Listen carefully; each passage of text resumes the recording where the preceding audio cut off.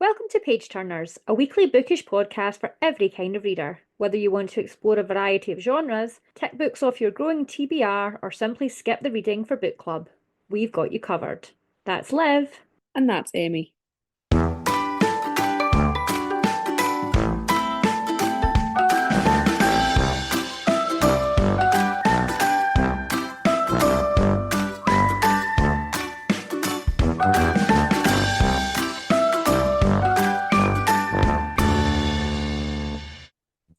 Hi! Happy 50th! Happy 50th.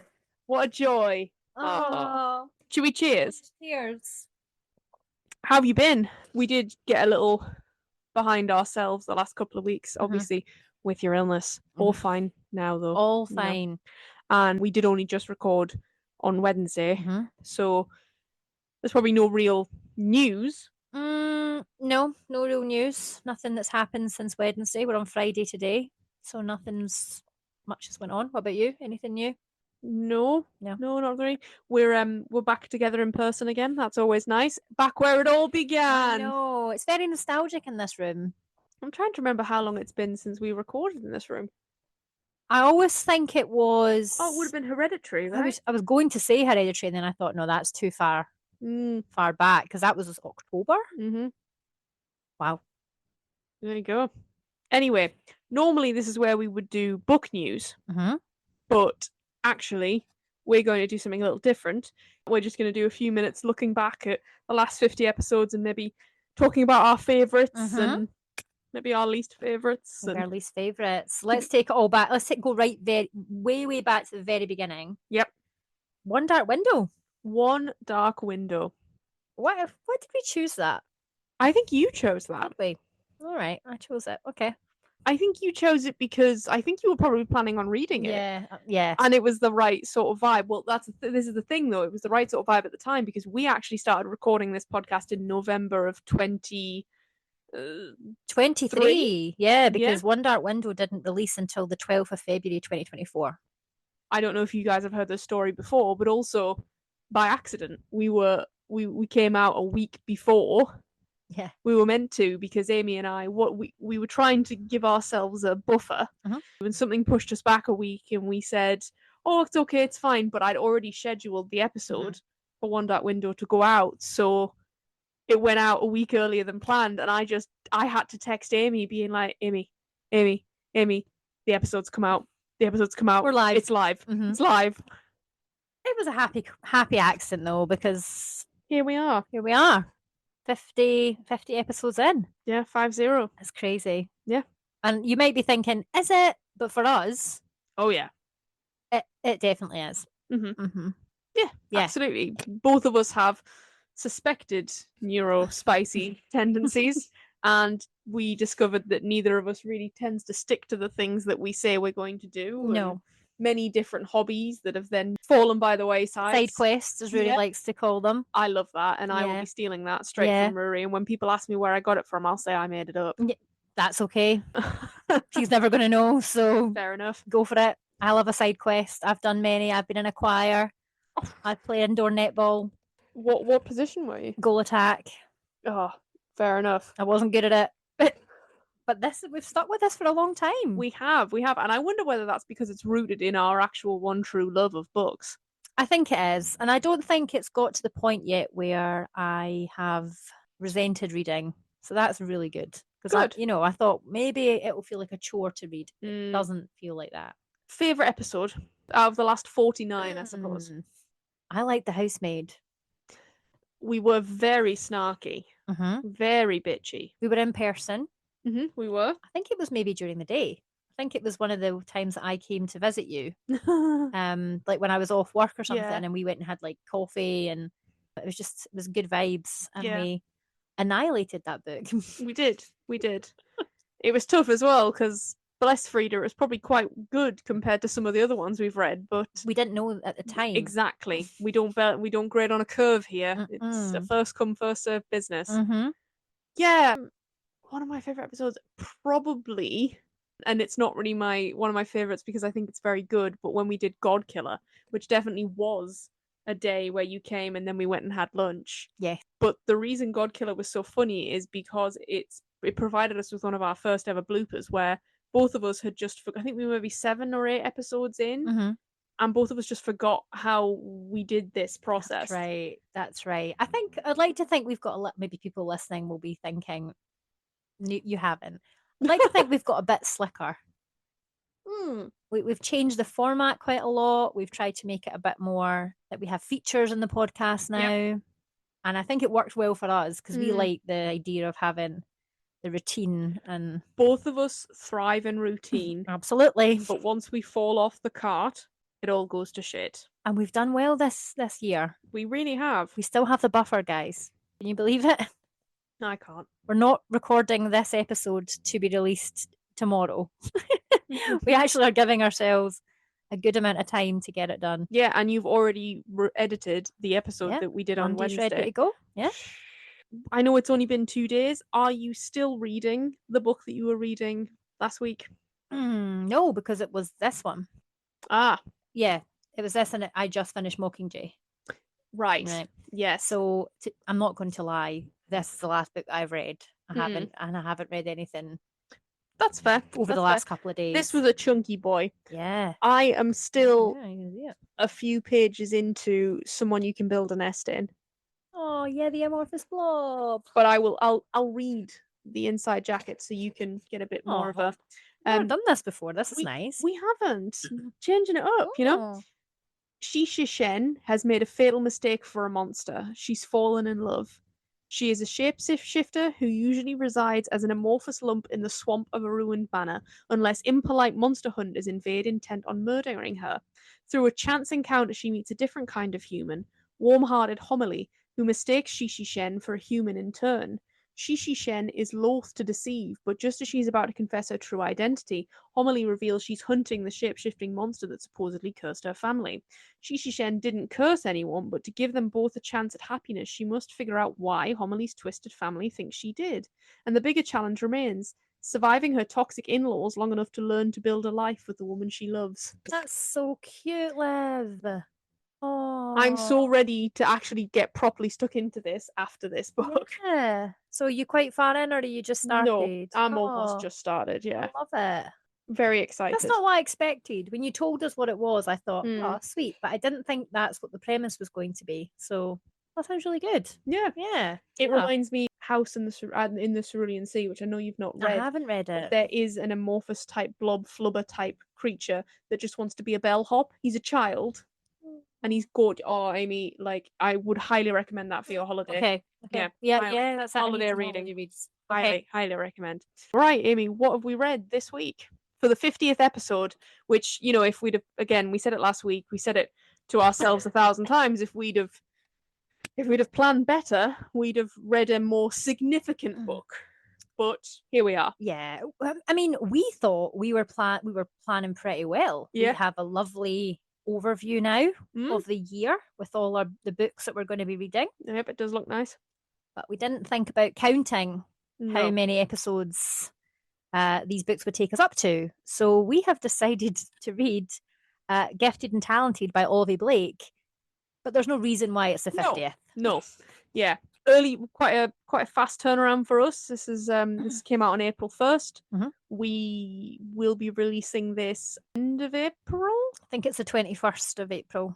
Nice. Yeah. Fingers crossed. It's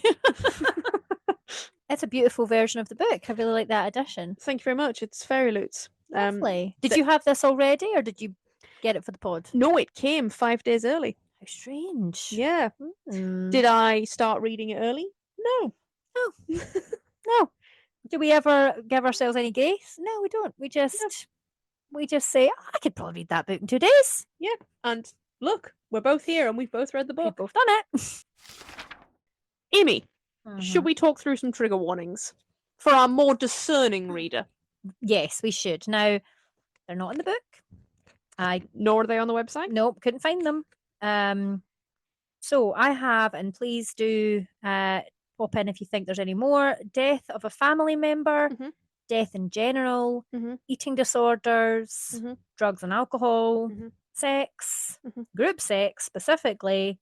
I've got I would say false pregnancy, Yeah, or that's a good one. pregnancy in general. Mhm. But I don't mean like a false positive pregnancy. I mean like Someone pregnancy lying. lies. Yeah. I guess just family drama. Yeah. Family shit. Yeah. Yeah. Yeah. And speaking of which, here comes the speedy summary that I forgot to write before Amy arrived. So I've written it now. Just to be clear, this book is extremely involved. A lot happens in 480 pages or whatever it is. It's also set over a week. Boy, doesn't it feel like it feels like a month. I just wanted to check how many pages it has, but then I guess you could just look it up. Why am I always just trying to use the internet, guys? Right there. Analog exists. Well, this Oh, edition yeah. is 513 pages long, but The one that I read. oh yeah, I did get the lovely illustrations though. oh yeah, the illustrations are really Yeah, nice. I really like those. 493. It was just shy of 500 and it's set over a week. So, yeah. Think of that what you will. Mm-hmm. Okay, let me get my timer up. Are you ready? As I'll ever be. Right. 3, 2, 1, go. Thea Wren, all-round dickhead father and CEO of Rentec, dies, and his 3 children reunite at their childhood home to see who gets what in the will. Meredith has just been named as CEO of a rival tech company after selling her app that cures mental health. However, she's a fraud, and her ex-boyfriend / journalist Jamie is ready to expose her. Arthur, who just wants to be loved, is the second youngest ever congressman. Very liberal, but finding it hard to get anything done. Married to Gillian, who organises his life and doesn't worry about his girlfriend Philippa, who says she's pregnant, and rock star / racing driver Eve, who's fallen in love with Arthur hopelessly. Finally, Ely, former prima ballerina with an apocalyptic demon in her chest that conjures the plagues of Egypt.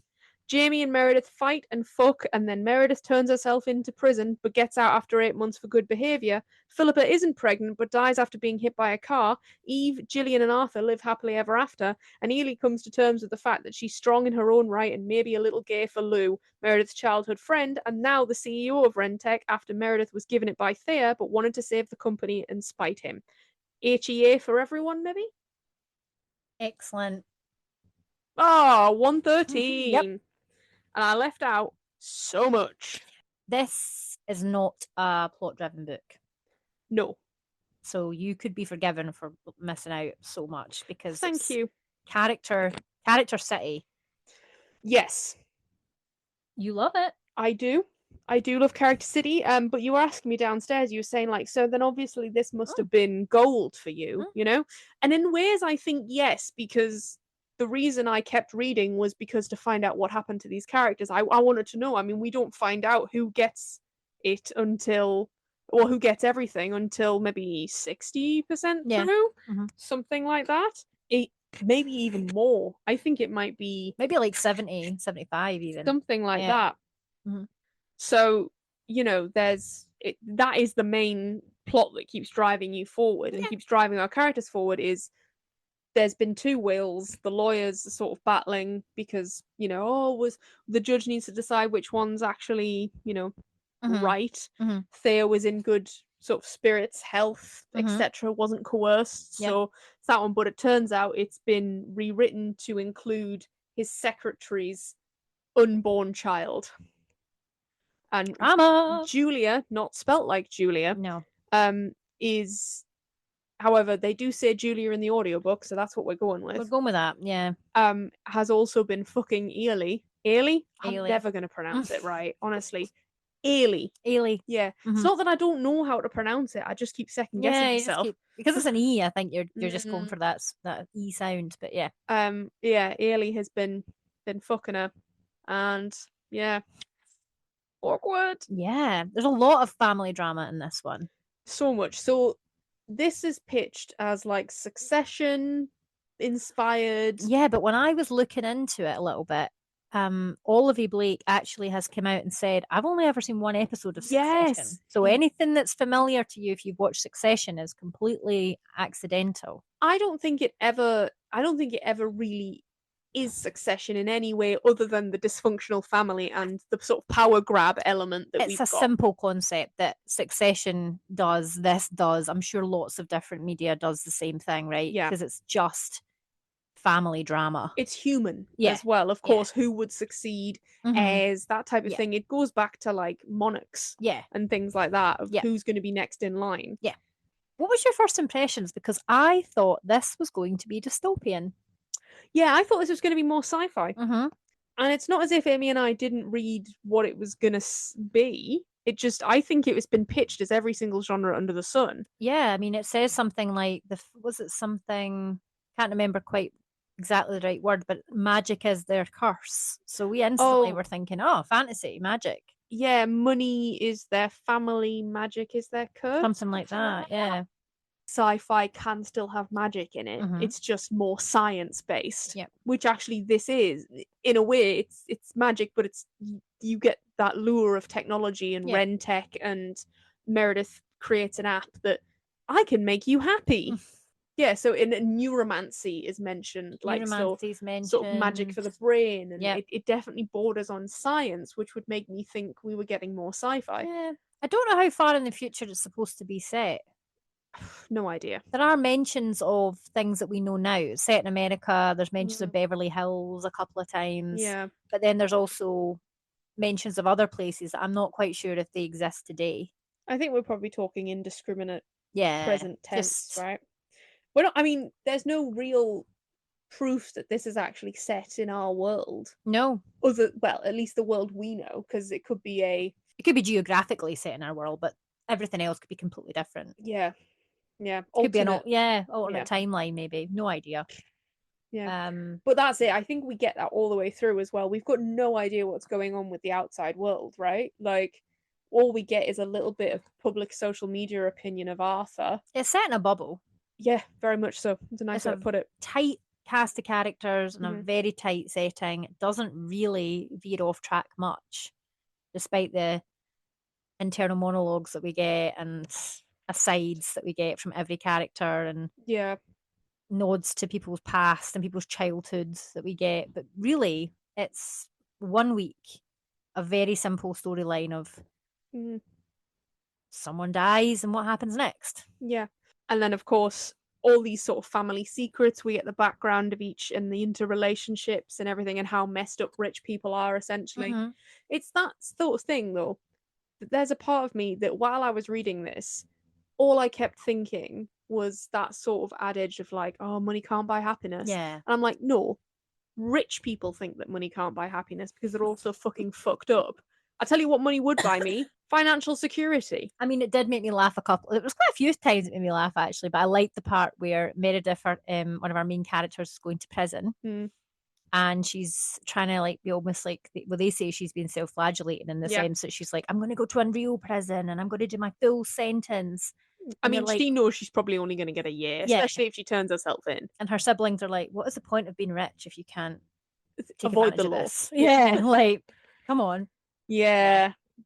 And I like to think that that's written in a satirical way. I think a lot of it is quite satirical. I do think so. I think the characters generally are pretty abhorrent. Yes. Yeah. We talked about this a little. My favourite sibling is Arthur. I think he, in my opinion, is probably the nicest of them. I think so. I'm not going to say less privileged, because they're all so privileged. No, and I think Arthur's still incredibly selfish, but he has got his roots in good. Yes, it just broke my heart when he just kept saying, I just wanted him to love me. Yeah, and he shouted it in the woods. Yes, with Lou. Yeah, it was very cute. I didn't prefer, but my favourite was Meredith. That's fair. Look, Meredith was my second because... Yeah, she was complex, she was funny. I loved her voice that came through in the chapters that she was in. Because it wasn't written in first person apart from Lou. Oh, yeah, no, of course. But it still did a really good job of getting into their heads, despite that, I think. Because I don't know, third person narrative, is it your favourite? I do like first. Generally, for me, and I don't know if this is true of actual genres or if it's true of if anyone else feels this way, but first person for me feels more YA. Fair. That's fair. I did this and I did that. There. And, yeah. And I'm not saying it's not necessarily a negative. No. It just feels an easier person to write in to get your point across a bit quicker. And how they feel and what they think and their motivations. You don't need to try and... It's almost much more important weaving to it. understand how a character thinks and feels from their point of view as sort of like a coming of age thing. Whereas actually, I don't know whether... I mean, this is definitely... Characters are definitely transformed in this. Not through the magical, but through the emotional. Yeah. I mean, would you say it's character development? Or would you say it's just things happen that influence them and their circumstances are different by the end of the book? It's interesting. I think there's an element of character development for sure. For some of them, between the siblings. Yes. Oh, I like that. Yeah. And I don't have any siblings, and neither do you. Neither do I, yeah. So, but I still got it. Yeah. It's that familial bond. Yeah. Right? That I got so perfectly that they wouldn't choose to be with each other in any other circumstance. Yeah. But they love each other despite that. Yes. Yeah. And I like the little names that Arthur and Meredith would call each other, like brother this, sister that. And you could tell that Ely just wanted to be a part of that. And at the end, then they give her her own. Yeah. But they almost at the end are a bit like, what do you mean that you don't think we love you? Yeah. Like, you're our sister. Like, this, it was never in doubt for any of us. Exactly, yeah. But it was for her because they have got cripplingly low self-esteem, all of them. Yeah, yeah. Brought on, of course, by their rat ass of a father, who you don't actually get as a character at all. He's dead. I thought he was narrating. When it was, because at the beginning we get some chapters where the narrator speaks. Yes. And they say God's perspective, I think, at one point. Yes. And I thought, oh, is that their dad? Turns out it's Lou, randomly. Didn't think Lou would take such a big role in the story, but there you go. Well, at first I thought Lou was dead. I thought Lou was dead. I thought Arthur killed her. I thought they'd done something awful and Lou had died and Meredith knew about it and was trying to help Arthur cover it up or something. I thought that's with their bond. I thought Arthur had killed her. So Arthur has like, so they all have powers, ish. Question mark. It's all a bit. So sorry, let me rephrase that then. They all have powers. Yeah, that's much better. Thank you. Meredith has the ability to sort of tell you something and it's true, which is where the sort of fraud for her clinical trials for the app has come very from. good at sort of not manipulating people but being believed. She gets away with it. She sort of, if I was telling Amy like you're happy, I would feel happy. Yeah. I don't know if you would feel it, but I don't know, because I think they would outwardly be happy, but I would get an overwhelming urge to go and buy something and then I would feel happy. Some of the book I got because I think she did a really good job of balancing in-depth science or in-depth lore, but without boring us with it or without sort of giving it a back. But that's interesting because I haven't read Atlas 6. You have. Yep. And you said that the balance wasn't quite there. It's hard. Yeah, I had to suspend a lot of my own trying to understand the lore and everything. I don't know if you'd get on with it because in terms of setting, like I think you'd want more. Yeah. More that you not so much more. I think you'd want to understand it. I thought, is it Dark Academia? Yeah. Oh, see, I'd love that if it was rich and luscious and but no, we're not. She writes her characters great and it is great, but I had to basically read it being like, okay, I don't understand what any of this means, but I'm sure at some point, if it's important, she'll tell me about it again. I mean, a couple of times in this one, it wasn't quite the same as you're saying about talking about physics and science. Yeah, it's like astrophysics and alternate dimensions and like there was dream walking, but but that wasn't part of the science. That was there was a lot in Atlas 6, and it's almost as if she took the criticism that people are taking from Atlas 6 being like, what the fuck is this? And sort of made it lesser in Gifted and Talented. Okay. To be fair, a lot of the kind of mini reviews from other authors that we were talking about before said similar, that she's at the height of her ability. Yeah, a lot of the reviews that we're going to talk about is that this is her best book. Okay. That's fine. I mean, I had a good time. It's fine. It's fine. She's allowed to write a good book. I wasn't sure I was going to enjoy this. It probably took me about a third of the way through to really think, oh, actually, I'm having a good time and I'm invested and I want to know what happens to these people. Yeah.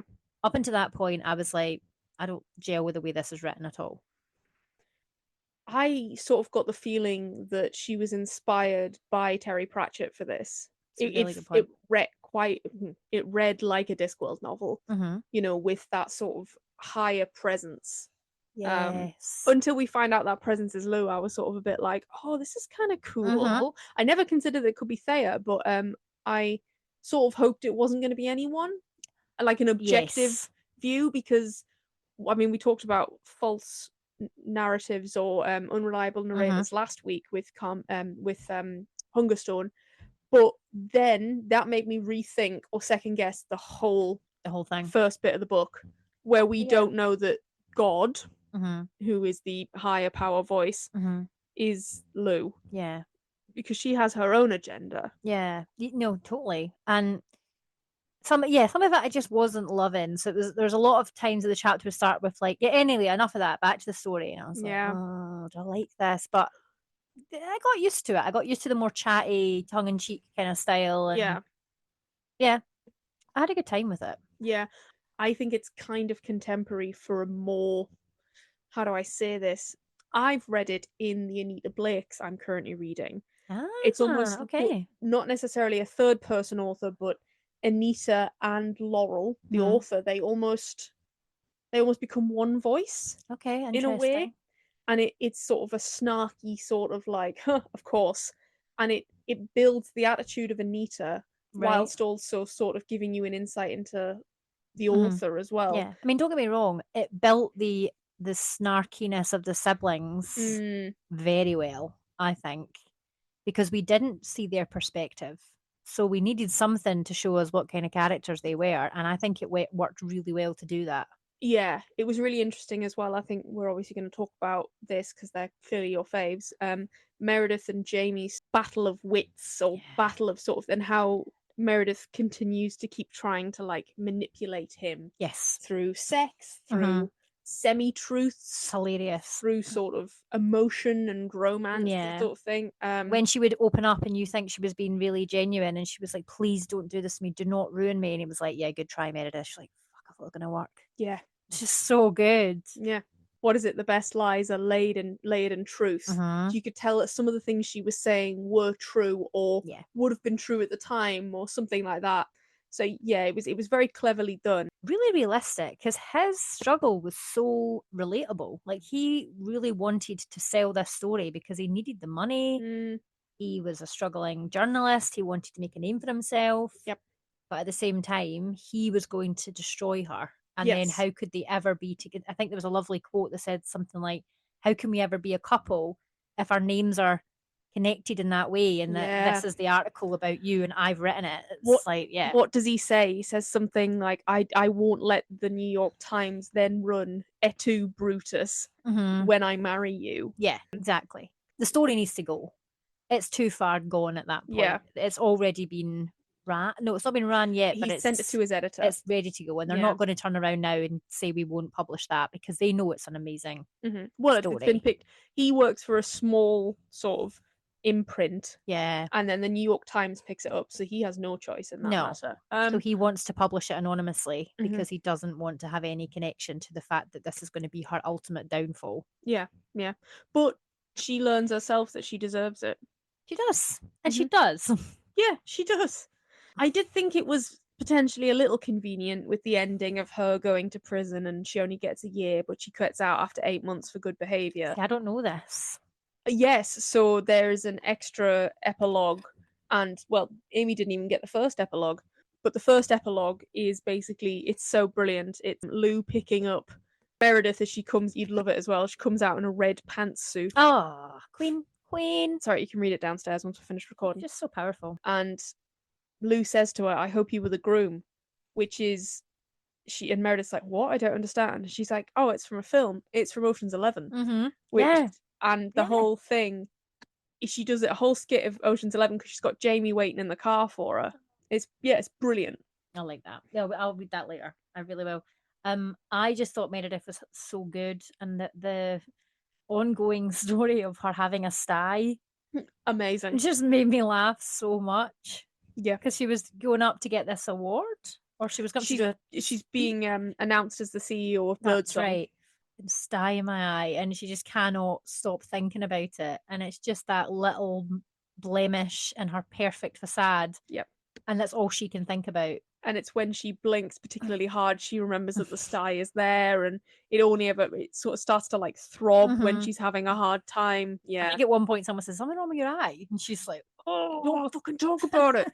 I think it becomes like this metaphorical warning sign or Yes. warning bell for her, alarm bells when things start going wrong. yeah, Yeah. totally. Should we move on to the other siblings? Let's do it." Ailey, former prima ballerina. Just didn't really gel with Ailey the same way I did the other two. I know. I think it was tough because I felt for her in that obviously you see that Meredith and Arthur have a really strong relationship together. She's an outsider in her own family. Yeah. Yes, but I think she makes herself an I think outsider. she does. And I'm not victim blaming here, obviously, but like I think she does though, because there's a few times they say like it's not all about you, Ailey. Like I don't think we get the truth really what Ailey was like before she was in an accident. Yeah. They do mention that obviously I think Meredith and Arthur probably told her to stop talking so much about ballet, and so she Yeah. just I think she's sensitive and I think she takes things personally. Yeah. She thinks that her and Thea, her dad, have this really sort of quite nice relationship. Oh yeah, she thinks her dad loves her, but she thinks they have a loving relationship. The other two do not think that. They don't think they're good enough. They think their dad's out to get them. Yeah. Ailey doesn't think like that. And not necessarily through her own sort of ignorance either. No. Thea has manipulated all three of them into in different ways, because he knows what absolutely. how each one ticks, and he's specifically manipulated them to whoever suits them. The scene with the funeral director, Ailey goes, she's the executor of his will, and she goes to sort of pick out the urn or whatever, and the funeral director says, so they lose their mum very young, and the funeral director says to her, "Oh, I remember you were so wonderful when you lost your mum, like it was so I've never forgotten you, so transcendent, and you could tell that your father loved you the most and trusted you the most, and he knew to love the other one because she needed it or something quite little derogatory." And then Ailey realizes that he thinks she's Meredith. Yeah. Ooh, and then of course she has not a tantrum, she gets very upset and all of her grief comes out, and the demon in her chest creates a blackout, and a worldwide, well, I don't know if we know it's worldwide. It's definitely the surrounding area. It's definitely bubble wide. Yes, to bubble take wide. your lovely reference earlier. It's definitely bubble wide. It affects all of the characters no matter where they are. Yeah, basically it keeps evoking the plagues. Yeah, we see it at the very beginning when she so Ailey's on a plane and the plane begins to malfunction, and it's essentially it's going to crash. Yep. And she has to make a bargain with this thing inside her, this demon. Yep. To say, "Please save me, and just enough. Don't make anything too crazy happen." And then when the plane is righted, there's like a swarm of locusts that attack massive the plane. plague of locusts. Yeah.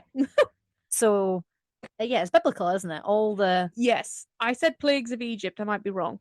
No, I think you're right. Yeah. Okay. You never find out.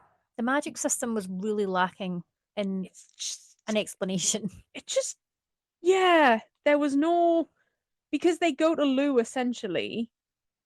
The reason Lou gets brought back into the story is because they go to Lou because Arthur keeps dying.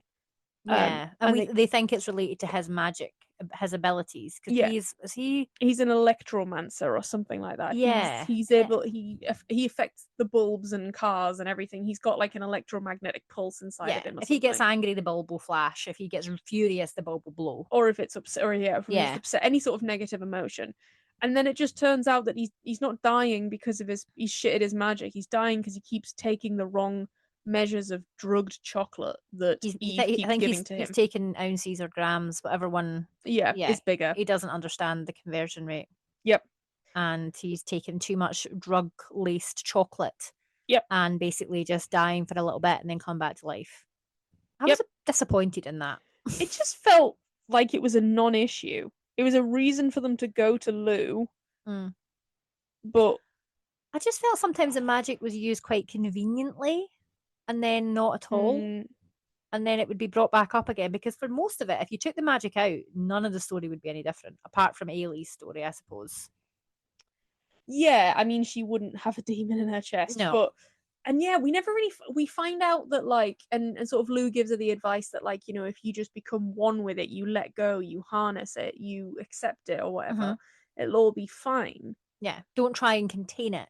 Yeah, Let it out, but in a healthy way. Yeah, which clearly is sort of like, I wonder whether it's a metaphor for the fact that Ailey always seems as if she's all or nothing, in that, oh, I'll never dance again. That doesn't mean you can't dance. Yeah. It means you won't dance to the standard of a prima ballerina. Yeah. But then she dances at her father's funeral, which must have been fucking awkward. I know. So Thea has this thing where he wants to be buried in the woods, and then everyone who wants to come up and give him compliments can, and of course everyone's fucking brown nosing all the way to try and go. And then, oh, maybe we'll hear from his children. Meredith does something, Arthur does something. The speeches are fantastic. Yeah, they I are. was so looking forward to them, and they did not disappoint. They were so cutting and My father didn't like callous. me. Yeah. Yeah. Yeah. But then Ely goes up, and she's still got a bit of a weird relationship with Thea, even though she knows that Yeah, she's got some daddy issues. Yeah, oh, tough one. Yeah. But then she does a bit of a speech, and then she just starts to do ballet dance. Yeah, I would just be looking at my lap by this point, Yeah, avoiding eye contact. We'd be looking at each other in the seats, being like, to no music. no. And then she turns to Meredith, and Meredith's like crying, but I never understood this. Crying, but with a face of thunder. What does that even mean? Well, Meredith talks a lot about the fact that she is crying, but she's like, you upset me so much and you anger me so much because you still love him and you still let him basically have control over you, even in death. Yeah. Whereas the other two are like, he's a scumbag. We know that. We've experienced that firsthand. That's not new to us. I suppose different kinds of manipulation, like we talked about. Almost worse for Ailey, because as you say, she thought her dad thought really, really highly of her. And then when she goes to collect the ashes, whatever it is she's doing, basically she just gets humiliated, because it's, as you say, it's like, oh, you were the needy one that he realised he kind of... Oh, that's it. It's the other one, he knew she needed him. Yes. And so she was easier to love. Yes. Oh, that's, yeah. Yeah. Ultimately, it feels like existential crises to do with identity. You know? In a nutshell, this whole book is about three people trying to find their identity when clearly they've either raged or built it upon a man who doesn't give a shit about them. Yeah, and there's a lot about happiness and how to be happy and what does happiness look like. And I think that's mirrored in Meredith's app. She's created this app and this sort of, I guess it's a bit like a kind of... It cures mental health. What are you talking about? Yeah, well, is it almost like a kind of pump that diabetics would use? Yeah, every time it's meant to measure your serotonin levels. Yeah, and then give you a little bit more. Give you a little boost, but then obviously Jamie finds out that it doesn't not only give you a little boost when you're low, it gives you a little boost when you go into a... Rentec have shops. No, Rentec is Thea's company. It's... Birdsong. Tyke. Tyke, that's Tyke. it. Yeah. Tyke's this sort of rival company to Rentec, and Meredith sells her stuff to there to fuck you to her father. Yeah. But they've basically been doing it so that when you go into a Tyke shop, like an Amazon shop, fuck you, Jeff Bezos. I said it once. Shit. Say it again. We are on your Amazon platform, and I don't give a shit. Fuck you, Jeff Bezos. I got a parcel today, but fuck you. Anyway, yeah, like an Amazon shop, and essentially they've been boosting it when you go to the till or buy sourdough. It kind of hijacks the whatever it is it's raising your serotonin levels, and it does it when you purchase something. Basically shoving you into a capitalist hellhole, of which you will never escape. And Meredith kind of knows is going on this sort of... She knows it doesn't work. She knows that she manipulated the data for the test subject. I can't remember her name, but yeah. I think the problem with, and they explore that a little, is that Meredith's app would work. First off, the investors expected to do too much. If and they had chosen one...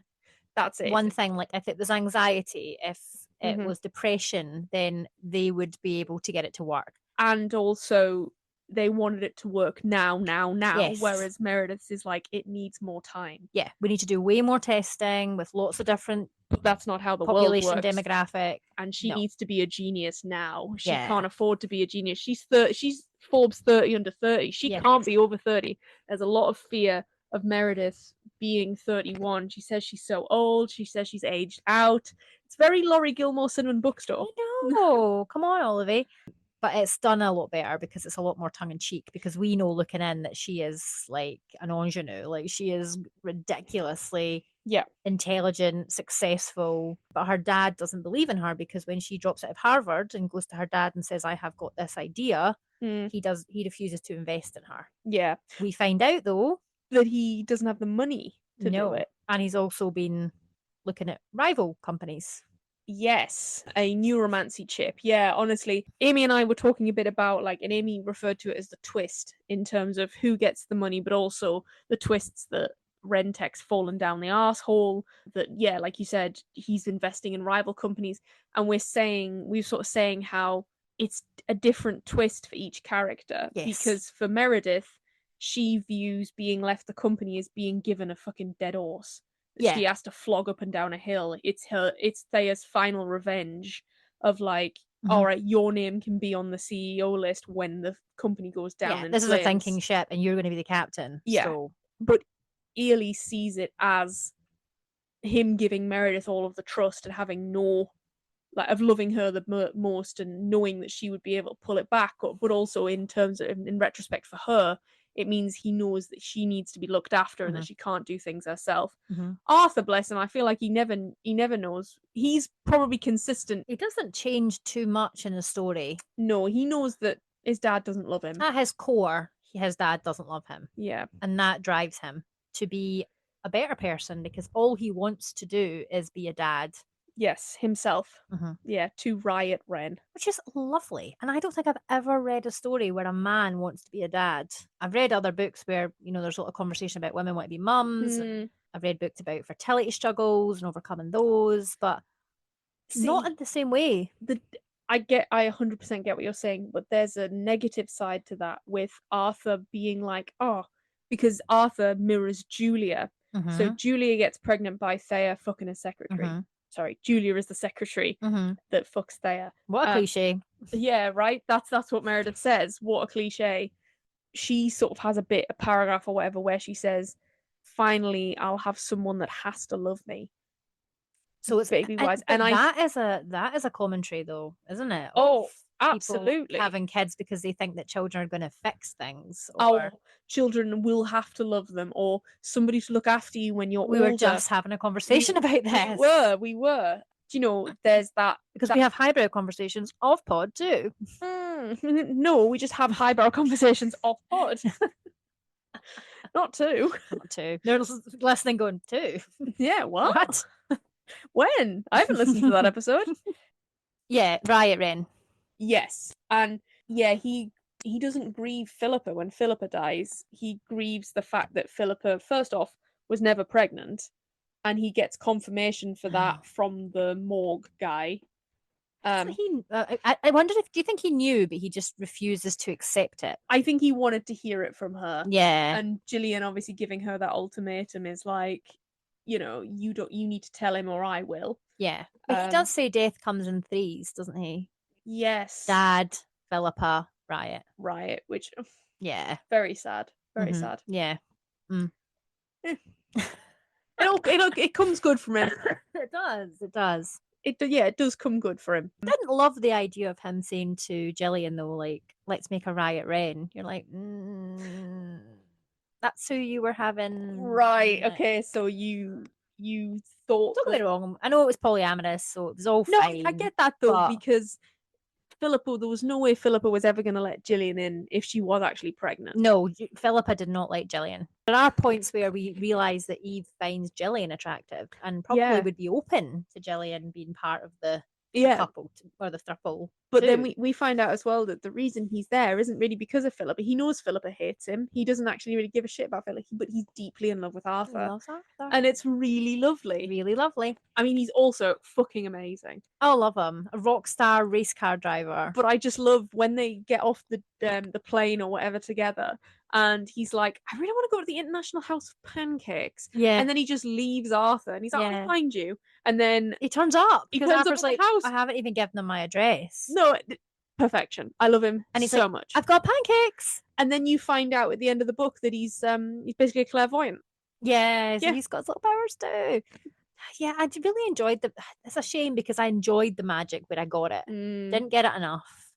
And I wonder if maybe you're saying that Olivie didn't want to over-explain things, Right. maybe under-explain things this time. I think that there is so much with Atlas 6. It's quite pinned to one area. Like they go to this magic university, for want of a better word. All right, okay. It's not really that. I'm Oh. very much. You're scared for me to think it's collegiate anyway. I am, Understand. because it's everyone's done like masters in like astrophysics and sort of things like that. But then they go to be taught like magic and shit. Okay. There's sort of like a very closed off, because they can't see anyone else in the program with it. There's like a very specific time frame that they have to spend there. Maybe it's a year. Okay. And they can't really tell anyone what it is, and they can't. So I think with this, with Gifted and Talented, it was so much more open. So that I think she had to spend more time on each character, on their outward relationships, on flashbacks and past things for them. I think the book would have been half as big again if we'd have had to get a full lore okay. insertion. In the style that Olivie likes to write it. Yeah. Okay, fair enough. All right. I mean, a lot of the time I just vibed with it. I was like, Yeah. oh, magic's happening again. Okay. That was it. Oh yeah, no, cool. I'm sure if she'll tell us if it's important. And she didn't, to be fair, but I had fun anyway. Reviews? Reviews, baby. Do you want the ones or the fives? Let's go with the fives. Oh, Yeah. fives. Okay. A big, broad agreement that this was Olivie's best book. I can't say, so I don't know. Yeah, I've not read it. I've got Masters of Death up there. I've heard that's fantastic. Yeah, I think it's gay, so you know I'm on board.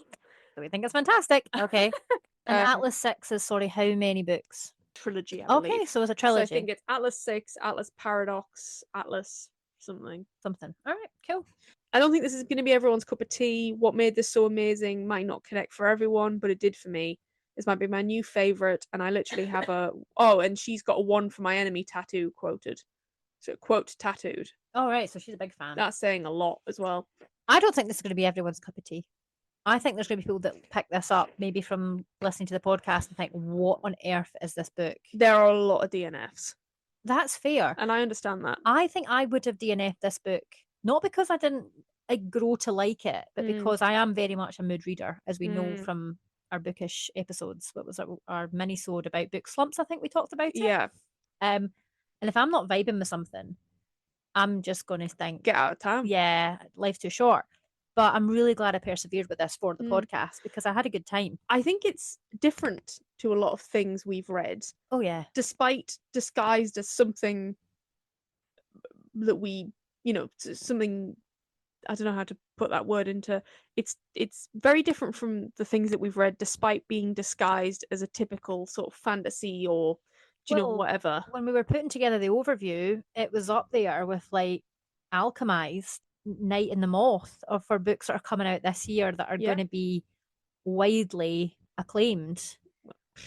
Let's find out. To be fair, we are only 10 days out, 10 days in. Yeah. So it is difficult to get a 5-star and a 1-star representation, or very specific ones. I think they will come. Okay. I think we got proved right with Immortal. Yeah, Our Infinite Fates. What's your thoughts on it? Ellen. Ellen knows. Ellen knows. Ellen knows what we're saying. And if only one person knows, that's all that matters. Justified in an opinion. A lot of people enjoyed like the deeper meaning of the story. Yeah. And sort of the generational trauma, childhood trauma, and how that shapes how we are as adults. I thought that was very sort of plainly. It wasn't subtle, but it didn't need to be. No. Like, you know, it I didn't feel like I was being hit over the head with the book. Mm-hmm. But at the same time, I didn't feel like it was so subtle that it wasn't. I didn't feel like I was reaching when I was thinking about those No, things. not at all. It wasn't getting like right in my face. I had to think about it, but it Yeah. wasn't like I was making it up and I was trying to, Mm. you know, as you say, I was trying to find crumbs of evidence. Like it was Exactly. Yeah, it was very much that. woven through. I think this one will resonate deeply with those who have ever felt the pressure to be gifted and talented themselves, which I think is really true. I think the reason maybe so I don't know about you, but I peaked in like primary school. Yeah, me too. Maybe like the very beginning of secondary, like maybe like different for you would have been year 8 for me, maybe. I didn't struggle sorry, academically until in any way until probably about second year. So what would that be? Year 8. Year 8 when with maths. Yeah, same. Maths was the first thing that I ever thought, oh, I actually have to try here, But and I can't do this. Not my that was how I felt at the time, but you know, my value and my worth as a child was how academic. clever Me too. I was. Oh, she's such a bright girl. Yes. She's so clever. Top set maths, Maths was reading, the only writing. one I ever got moved down in. But it was hard though, wasn't it? It was fucking come off the track. We have, but the point stands. We felt we peaked in primary school. Yeah, I can imagine. It is difficult. It's difficult when your entire identity that everybody around you tells you, oh, you're really clever. Oh, you're so bright. As soon as something is hard, and I've seen it happen with other people in a higher level where they think everything is easy and then they go to university, they struggle in one module and then they drop out because it's like, I don't want any. Yeah. Well, it's not like to be hard anymore. It's like Meredith, isn't it? She's Yes. so used to being a genius, and then she gets to university, and it's like, what, college, and it's actually fucking hard. Yeah, Or there's things that she doesn't care enough about. Yeah, she goes to Harvard. It's not perfectly set up for how she wants to learn and what she wants to learn about, and she decides, no, I've got grand plans. That she does. Yeah. But it's value judgments, right, that you place on yourself from adults around you. And the reason I thought I was bright, or the reason people thought I was bright is because I read. Even now, oh, you're so well read, you must be so clever. It's the number one way to have kids high attaining, linked so closely. You read when you're read to kids, I think it's like half an hour a day since they're like when they're first born, and there's all kinds of studies about how much better they perform in traditional academic settings. Which we all know doesn't really work. No.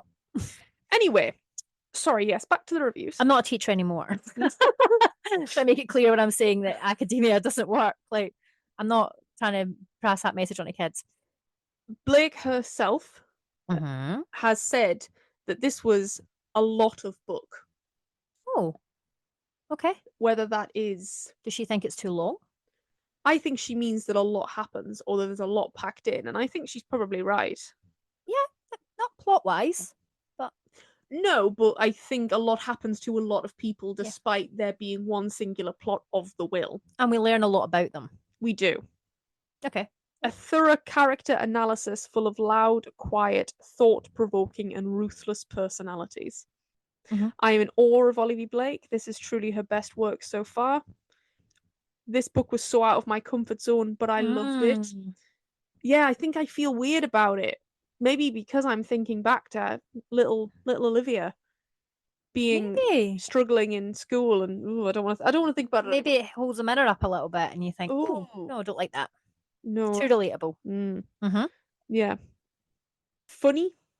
It was funny. Yeah, some of the bleakest moments were the funniest. Yep. It was written so dryly and so very well done. I definitely think we're going to come out of this thinking that I liked it more than I did, having boosted myself. I think so too, to be honest. Look at us go 2 books in a row. Let's go on to the 1 stars and see how we do. I know so many people love Olivie Blake, and I wanted to as well. I struggled through the first Atlas 6 book and did not enjoy her writing style, and this was no different. So dry, so much verbiage for so little plot progression, just not for me. I would agree there's not a lot of plot progression, but I wouldn't necessarily agree that there's so much verbiage for how much plot progression there is. I don't think she ever writes... I don't feel like it's flowery, or I don't think like it gets it writes too much about too little. I think the point is that we're following characters, we're not following plot. The characters make the plot. There's a lot of times where a character will say something, and then you might need to scan down to the next page to actually get the response. Yes, because we get and I did instantly internal monologue where it's like paragraphs upon paragraphs of the person dissecting what they said and thinking what the next person's going to reply. And yes, and sometimes I felt myself, my eyes kind of been like, here's the dialogue. So in a way, I kind of know what the reviewer means, but I do think this is a character-driven book, so you're going to have a lot. Yeah. This one is just funny. DNF. Gifted and talented, maybe. Unlikable and boring, definitely. Oh. Shots fired.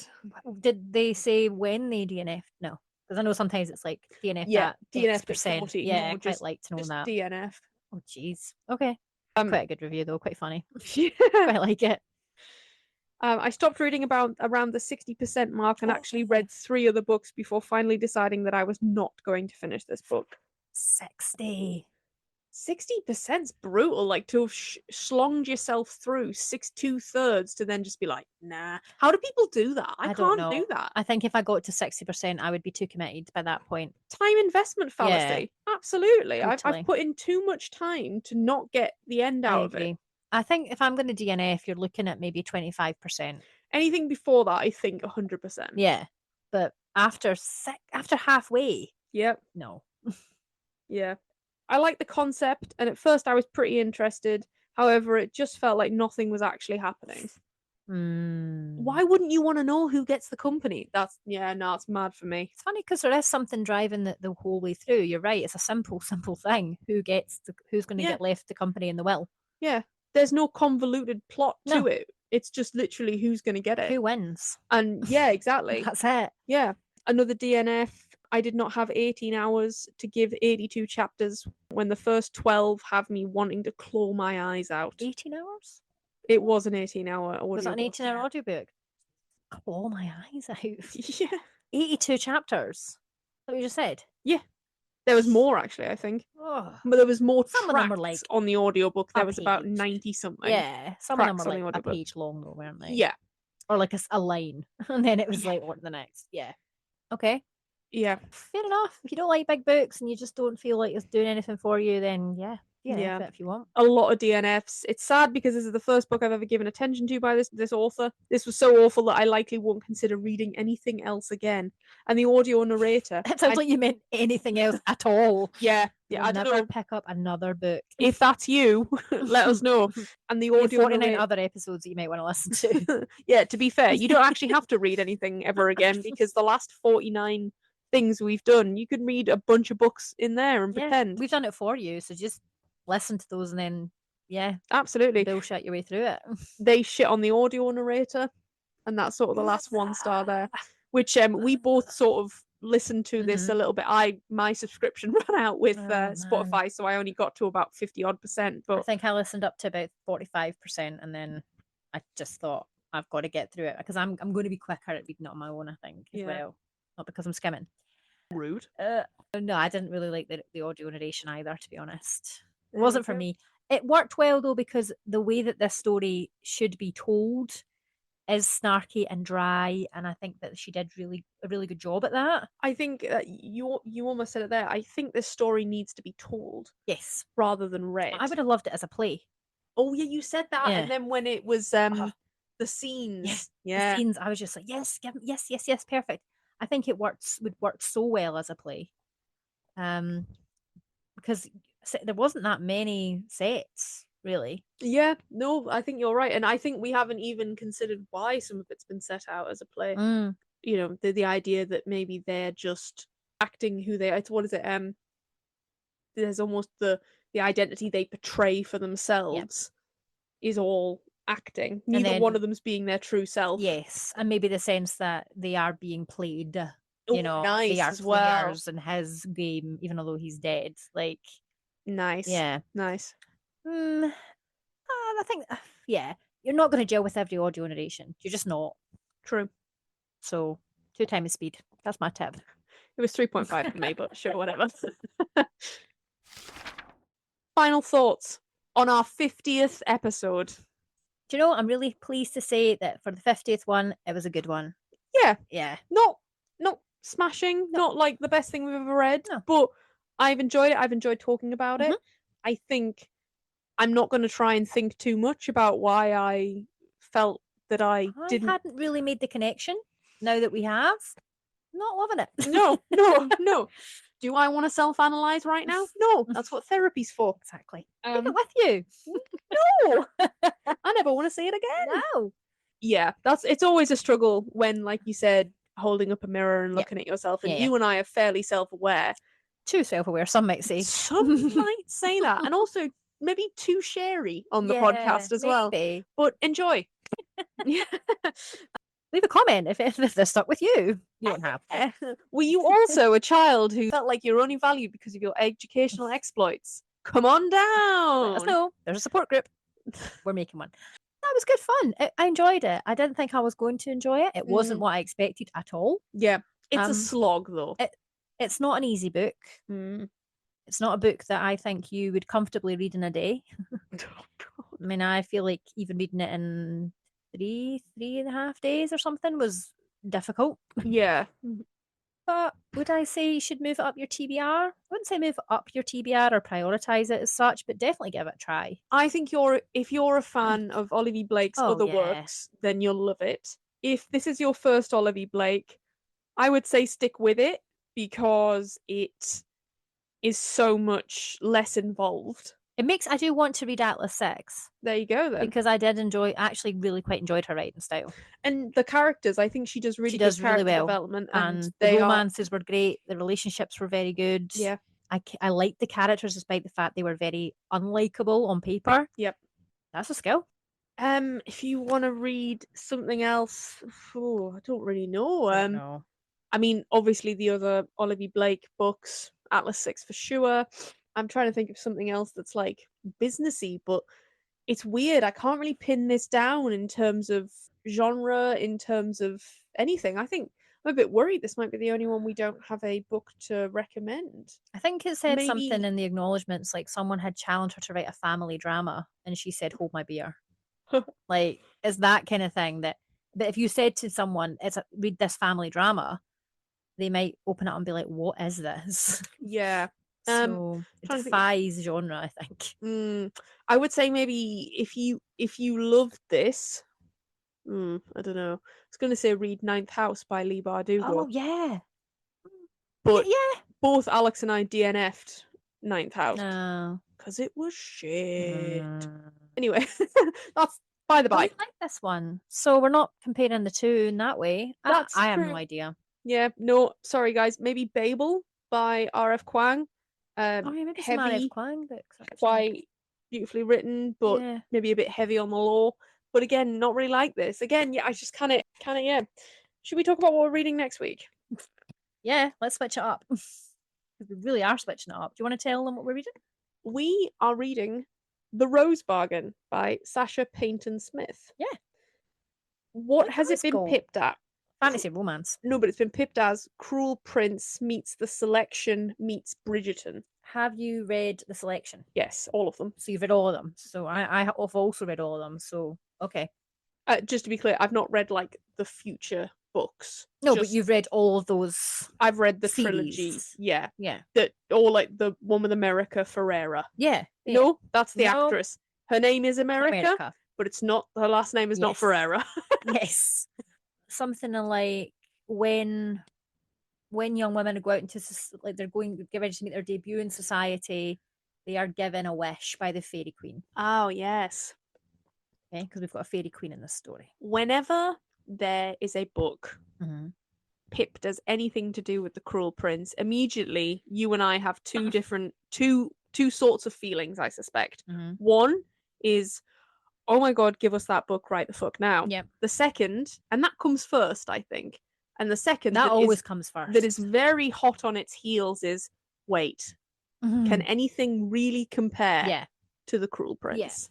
I think the closest we've got for me, and then it became really shit, was Amid Clouds and Bone Oh, by Ella Fields. I read that, yes. Yeah. But standalone, pretty good. Did it become shit? I thought it was shit when she transported to the other realm, and then there was another guy. Talked about that. I wanted the hot blonde. What's his name? Don't know. Remember. Amy, I've forgotten everything about that book. Sit on it. I'll just leave you with that. You should read it. I have read it. No, I know, but you should read it. Right. I thought you were saying that to me. I was know like, you I have. did. You read it when I asked you to read it. You should read it. Yes.